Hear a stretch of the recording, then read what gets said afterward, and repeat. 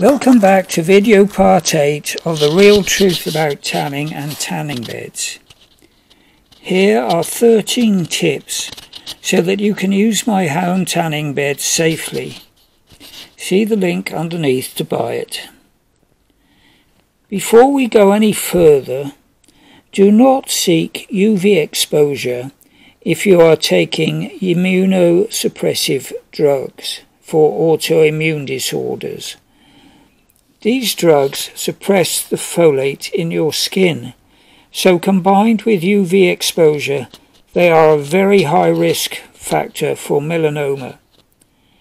Many other drugs are phototoxic and could also be a risk factor for melanoma.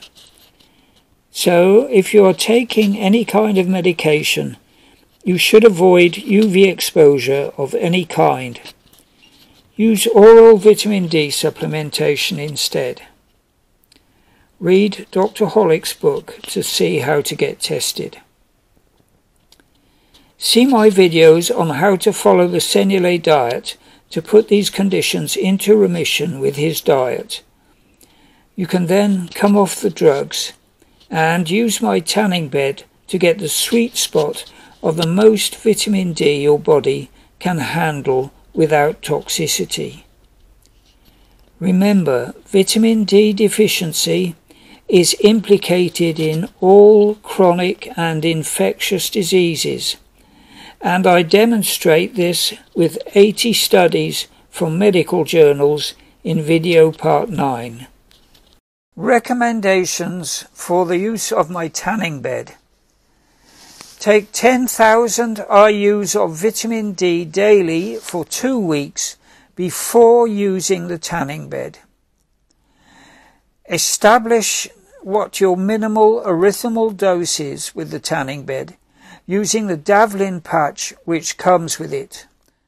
4. In winter or at times when sun exposure is not possible or convenient, or if the outdoor UV index is too high for safe sun exposure, use the tanning bed 4 times a week, for example Sunday, Tuesday, Thursday, Saturday, to get just 1/2 of your minimal erythemal dose each time.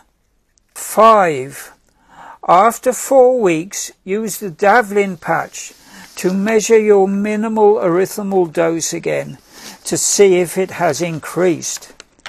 You can then recalculate your half minimal erythemal dose time. This should give you the equivalent of about 170,000 oral IUs for the week, and should certainly be the optimum dose that your body can handle, and probably quite a bit more. If it's more than the optimum dose, it's not a problem, because your body will simply stop making it, and it will make other byproducts which protect the skin from damage. If you have type 1, very pale skin, which never tans, expose yourself for just 1/5 of your MED each time. That's minimal erythemal dose. Remember, your skin produces much more vitamin D per dose than a darker person. 3. Don't drink orange juice, particularly freshly squeezed orange juice.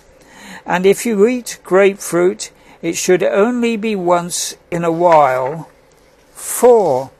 If you are using my tanning bed to get vitamin D, use the Mark II version of my healthiest breakfast ever, which doesn't contain carrots. Don't use a multivitamin which contains folic acid. Get adequate folate and vitamin B in your diet from eating plenty of avocados, green leafy vegetables, brown rice and yeast flakes. I recommend following my version of the Senior diet, which excludes wheat, so you can avoid fortified flour. 6. I recommend the Powling protocol of vitamin C. That is, a large amount taken in small divided doses throughout the day. This will prevent oxidation of folates in your skin, so that the folate can continue protecting your melanocytes from DNA damage during UVB exposure. If you don't want to follow the Powling protocol, take half a teaspoonful of vitamin C in some water 1 hour before exposure to UVB. A French study in vitro in 1980 found that high amounts of vitamin D are selectively toxic to melanoma cells. Abstain from alcohol, particularly white wine, and above all, do not binge on alcohol. 8. Keep your car out of strong sunlight if possible. When you get into a hot car, open the windows before getting in and keep them open until the interior has cooled right down. 9.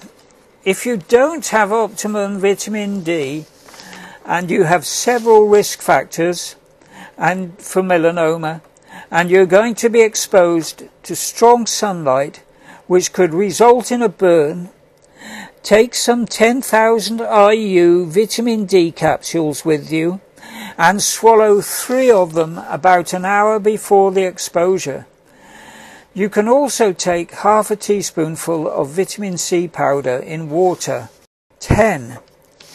If you have pale or very pale skin, use my vitamin C, vitamin E spritz before and after high UV index exposure. You can also use it before application of sunscreen. Click on the link underneath to go to my website and buy some.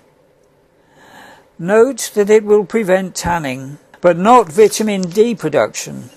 11.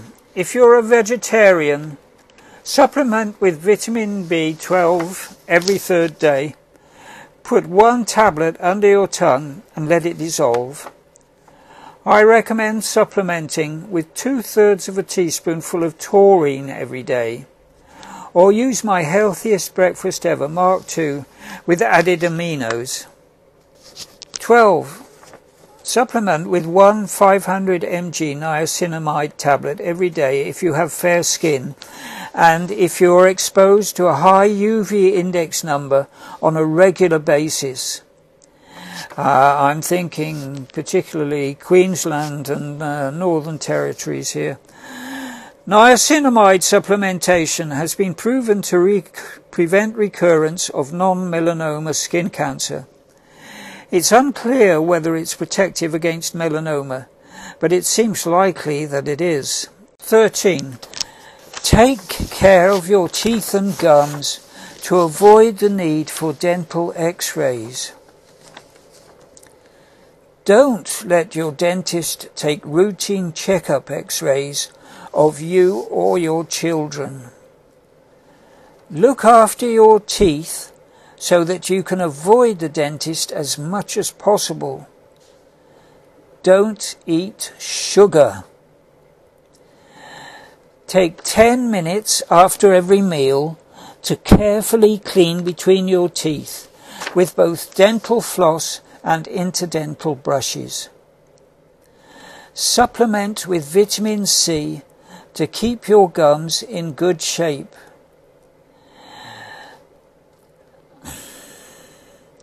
If you have gum pockets, clean them out after every meal with an interspace brush. And before going to bed, break open an olive leaf extract capsule and brush it into the pockets.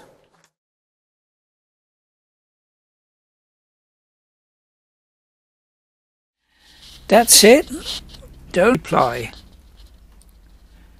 Oh no, he's not running that clip of his tanning bed again, is he? Yeah, we know. The link to buy it is underneath.